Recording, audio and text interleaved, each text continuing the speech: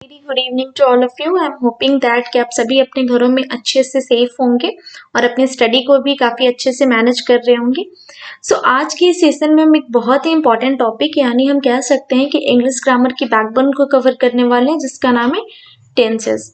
आप सभी को टेंस के बारे में कुछ ना कुछ आइडिया तो जरूर होगा, अगर नहीं भी है तो कोई बात नहीं, हम इस सेशन में टेंस को बहुत अच्छे से समझेंगे। तो सबसे पहले हम इसके डेफिनेशन को देखेंगे। It denotes the time an action takes place whether some time in the past, in the present or will take some time in the future। Tense जो होता है वो किसी एक्शन की रियल टाइम को बताता है, ठीक है। यानी अगर हम कोई भी काम करते हैं तो उसके रियल टाइम को बताता है कि क्या वो काम हमने पास्ट में किया है, या वो काम प्रेजेंट में चल रहा है, या फिर वो काम फ्यूचर में होने वाला है, ठीक है। सपोज डैट मैं आपकी एग्जांपल देके आपको समझाती हूँ कि आप कभी क्लास 5-6 में होंगे, ठीक है। वो आपका पास्ट था कि आप 5-6 में थे। अभी आप 8-9-10 जिस भी क्लास में हो, ठीक है, ये आपका प्रेजेंट है, ठीक है। आने वाले टाइम में आप डॉक्टर, इंजीनियर या आप जो बनना चाहोगे वो आप बनोगे और वो होगा आपका फ्यूचर, ठीक है। इसके अकॉर्डिंग टेंस जो होता है वो 3 पार्ट्स में डिवाइडेड होता है। First one is past, second one is present and third one is future. In short मैं आपको बताती हूँ कि जो हमारा बीत चुका टाइम, जो हमारा बीता हुआ टाइम होता है वो होता है हमारा पास्ट। जो अभी चल रहा होता है या फिर जो रेगुलरली होता है वो हमारा होता है प्रेजेंट। और जो फ्यूचर में होने वाला होता है यानी वैसा टाइम जो भी आने वाला है वो होता है हमारा फ्यूचर। इसके अकॉर्डिंग टेंसेस जो है वो 3 पार्ट्स में डिवाइडेड है ताकि हम उनके टाइम को जान सकें। लेकिन इन तीनों टेंसेस के करेंट स्टेट को जानने यानी कि उस टाइम की स्थिति को जानने के लिए हम इनके सब टाइप्स का यूज करते हैं। यानी ये जो 3 टेंसेस हैं वो अलग 4 पार्ट्स में डिवाइडेड है। आप आगे की इमेज से इसे अच्छे से समझ पाएंगे।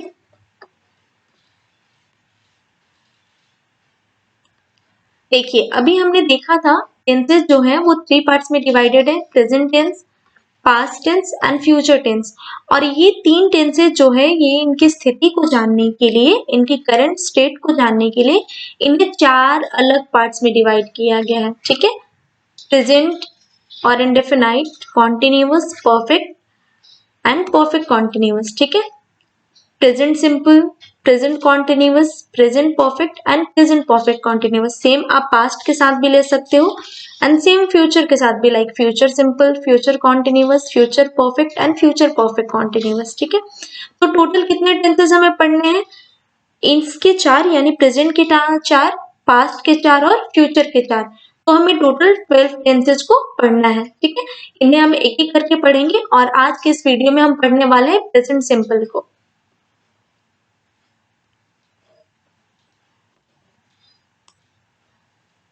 यस, जो मैंने अभी आपको एक्सप्लेन किया था कि ये जो तीनों टेंसेस हैं वो अलग अलग 4 पार्ट्स में डिवाइड है, जो हमने अभी डिस्कस करा ये वही है।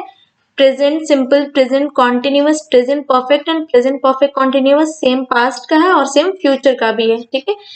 आज हम प्रेजेंट टेंस के फर्स्ट पार्ट को यानी कि प्रेजेंट सिंपल को करने वाले हैं। इसमें हम समझेंगे कि प्रेजेंट सिंपल का यूज कहाँ कहाँ होता है, इसे कैसे हम फॉर्म करते हैं, इसका रियल स्ट्रक्चर क्या होता है, या फिर हम इसे इसके क्या रूल्स हैं जिसके हेल्प से हम इसे अच्छे से फॉर्म कर सकते हैं। Sorry. Simple present. It is used to describe habits, fact, proverbs, general truth and etc. तो सिंपल प्रेजेंट का यूज हम करते हैं अपनी हैबिट्स को बताने के लिए, ठीक है, किसी फैक्ट को बताने के लिए, किसी प्रोवर्ब्स यानी कि किसी मुहावरे के बारे में बात करने के लिए, या इन शॉर्ट हम कह सकते हैं कि जो हमारे प्रोवर्ब्स होते हैं वो सिंपल प्रेजेंट टेंस में ही होते हैं, ठीक है। या किसी जनरल ट्रूथ के बारे में बात करने के लिए। जनरल ट्रूथ वो होते हैं यानी कि यूनिवर्सल ट्रूथ जो कभी चेंज नहीं हो सकता, ठीक। यहाँ पे आप देख सकते हो the sun rises in the east, सूरज पूरब में उगता है। सूरज कभी पश्चिम में उग सकता है? नहीं उग सकता, यानी कि कभी चेंज नहीं हो सकता। ये क्या है? यूनिवर्सल ट्रूथ है। तो हम सिंपल प्रेजेंट की हेल्प से यूनिवर्सल ट्रूथ के बारे में बात करते हैं, प्रोवर्ब के बारे में बात करते हैं। Slow and steady wins the race, एक बहुत ही फेमस प्रोवर्ब है, ठीक है। हम प्रोवर्ब को भी बताने के लिए, डिस्क्राइब करने के लिए किसका यूज करते हैं? सिंपल प्रेजेंट टेंस का। आई वेक अप एट 5 o'clock, मैं सुबह 5 बजे उठती हूँ, ठीक है। ये मेरी हैबिट है। हमारी बहुत सारी हैबिट होती है, जैसे I go to school every day, मैं प्रतिदिन स्कूल जाती हूँ, ठीक है, ये हमारी हैबिट होती है। तो यहाँ हमने जाना किन किन चीजों को डिस्क्राइब करने के लिए हम सिंपल प्रेजेंट टेंस का यूज कर सकते हैं, लेकिन अगर वो हिंदी में सेंटेंस हो तो हम उन्हें कैसे पहचानेंगे, ठीक है, क्योंकि इन्हें हम बहुत अलग तरीके से बोल भी सकते हैं। तो सिंपल प्रेजेंट पहचानने का एक तरीका होता है इन टर्म्स ऑफ हिंदी कि अगर सेंटेंस जो है वो ता है,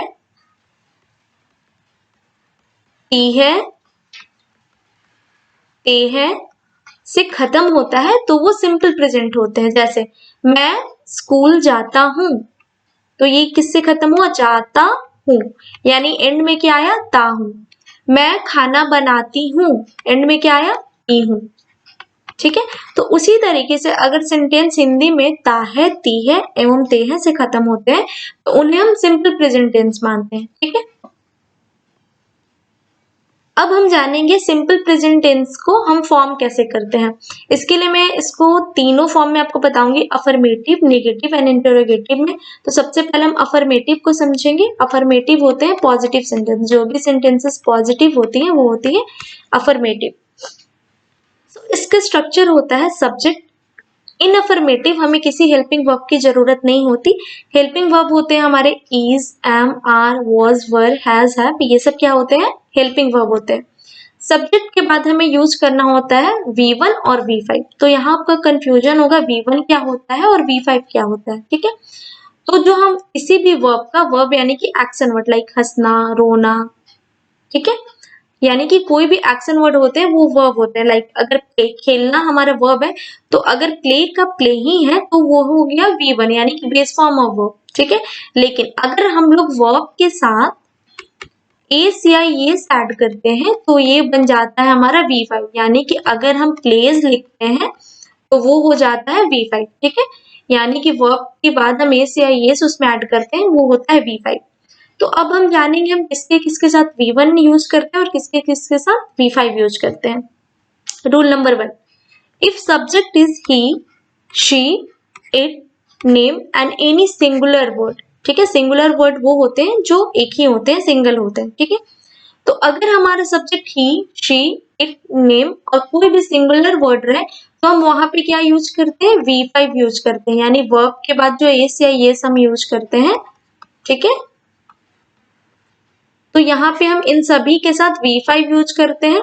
रूल नंबर 2, अगर सब्जेक्ट आई, वी, यू, दे और कुछ भी प्लूरल वर्ड हो तो हम यहाँ पे V1 यूज करते हैं, यानी बेस फॉर्म ऑफ वर्ब, यानी प्ले है तो प्ले होगा, डांस है तो डांस होगा, ठीक है। V1 यूज करते हैं। कि डू और डच का यूज हम इंटरोगेटिव और नेगेटिव में करेंगे, जो आगे चल के मैं आपको समझाने वाली हूँ। अब आइए स्ट्रक्चर की हेल्प से हम इसे फॉर्म करते हैं। तो स्ट्रक्चर था हमारा सब्जेक्ट प्लस V1 और V5 प्लस ऑब्जेक्ट। सब्जेक्ट के अकॉर्डिंग हम V1 का यूज करेंगे या फिर V5 का यूज करेंगे। मैंने आपको अभी समझाया कहाँ हम V1 यूज करते हैं और कहाँ V5 यूज करते हैं। आइए एग्जाम्पल के तौर पे इसे समझते हैं। मैं खाना बनाती हूँ, ठीक है। पहले तो आपने देखा कि ती हूँ आया, यानी कि सिंपल प्रेजेंट है।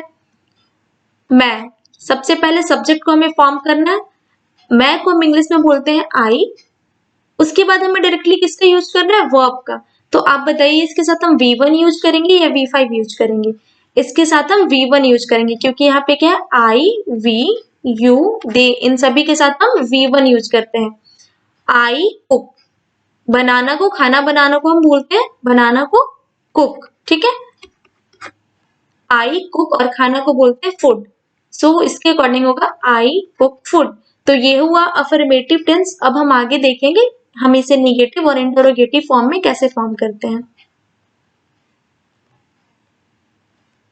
मैं आपको एक इम्पॉर्टेंट यहाँ पे बात बताना चाहूंगी कि हमने वहां अफर्मेटिव में हमने V1 और V5 का यूज किया, लेकिन इन टर्म्स ऑफ नेगेटिव और इंटरोगेटिव आपको इसमें कंफ्यूज नहीं होना है, क्योंकि इंटरोगेटिव और नेगेटिव में हम ऑलवेज V1 का ही यूज करेंगे, यानी बेस फॉर्म ऑफ वर्ब का ही यूज करेंगे। इसका स्ट्रक्चर है, नेगेटिव का स्ट्रक्चर है सब्जेक्ट प्लस डू और does plus not plus V1 then object. तो यहाँ आपने देखा था कहाँ डू यूज होता है और कहाँ डज यूज होता है, ठीक है। तो सब्जेक्ट अगर ही, शी, इट, नेम और कुछ भी सिंगुलर वर्ड हो, अगर आप चाहो तो आप इसका एक स्क्रीनशॉट ले सकते हो। अगर सब्जेक्ट हमारा ही, शी, इट, नेम और कुछ भी सिंगुलर वर्ड हो तो हम वहाँ डज का यूज करते हैं।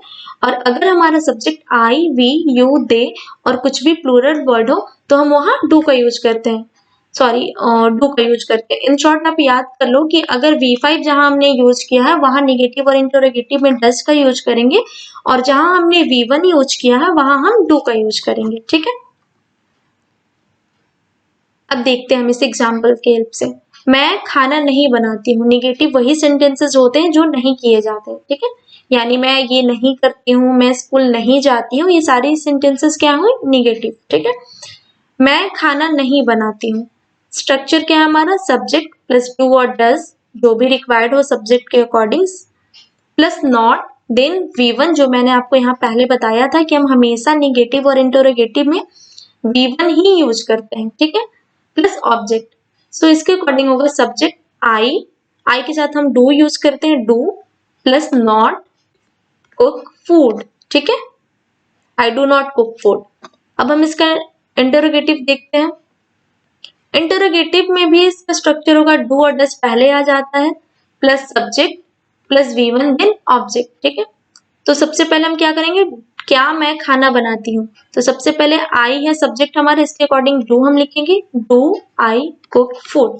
मैं आपको एक और एग्जांपल की हेल्प से समझा देती हूँ जहां हम डज का यूज करेंगे ताकि आपको समझने में आसानी हो। अगर यहाँ रहता वह खाना नहीं बनाती है, ठीक है, वह खाना नहीं बनाती है, ठीक है, तो होता ही, सॉरी शी,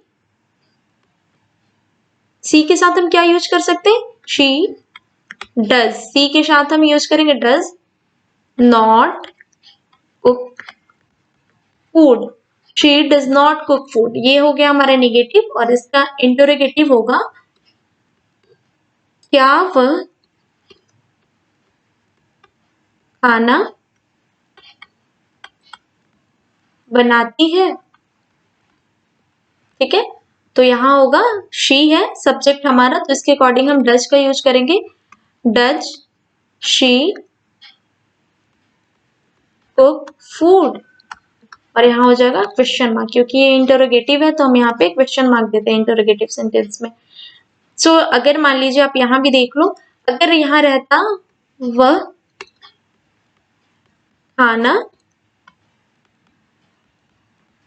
बनाती है तो होता शी, अगर हमारा सब्जेक्ट शी है तो उसके साथ हम V1 यूज करेंगे या V5 यूज करेंगे, हम V5 यूज करेंगे, शी कुक्स, क्योंकि V5 है तो इससे ऐड होगा शी कुक्स फूड। ठीक है, तो ये हो गया हमारा अफर्मेटिव, ये हो गया निगेटिव, एंड ये हो गया हमारा इंटरोगेटिव। ठीक है, आई एम होपिंग कि आपको ये समझ आया होगा। तो अब हम इसके कुछ एक्सरसाइज सॉल्व करेंगे जिससे कि क्लियर हो जाए कि हमें समझ आया है या नहीं। Find out the incorrect word in sentences. ठीक है, इन सभी सेंटेंसेस में कुछ ना कुछ ऐसे वर्ड्स हैं जो कि इनकरेक्ट हैं, आपको उसको सही करना है। I does not play cricket, ठीक है, इसमें गलत क्या है, इसमें गलत है डज, क्योंकि आई के साथ हम हमेशा डू का यूज करते हैं। ठीक है, राधा डज नॉट कुक्स फूड, इसमें गलत है कुक्स, क्योंकि हम कभी भी इंटरोगेटिव और निगेटिव में V5 का यूज नहीं कर सकते, हमें हमेशा V1 का ही यूज करना होता है। तो यहां होगा Radha does not cook food. ठीक है, नेक्स्ट है वी डू नॉट डज और वर्क, इसमें गलत है, सेम जो इससे पहले हमने किया, यहाँ पे होगा डू।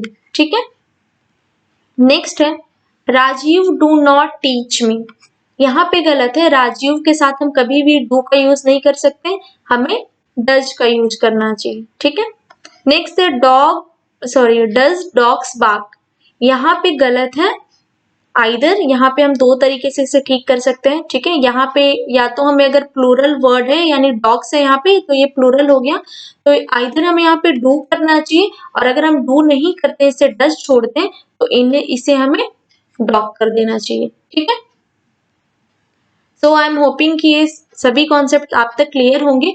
इसके लिए मैं आपको ये एक्सरसाइज दे रही हूँ, आप इसे सॉल्व करोगे। एक सेकेंड, जस्ट अ सेकेंड,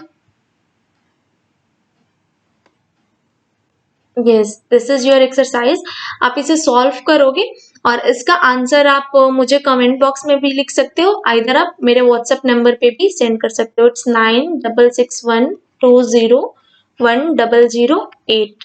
सो आगे के वीडियो में बचे हुए जो भी 11 टेंसेस हमें पढ़ने हैं हम उन्हें पढ़ेंगे और साथ साथ हम एक्सरसाइज भी करते चलेंगे ताकि ये हमारी प्रैक्टिस में बनी रहे। आई एम होपिंग दैट कि ये पूरी कॉन्सेप्ट आप तक क्लियर होगी। अगर आप चाहो तो एक बार आप इन सभी स्लाइड्स का स्क्रीनशॉट ले सकते हो।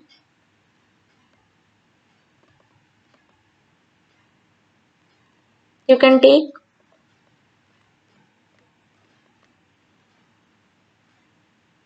Okay, so thank you for watching our video.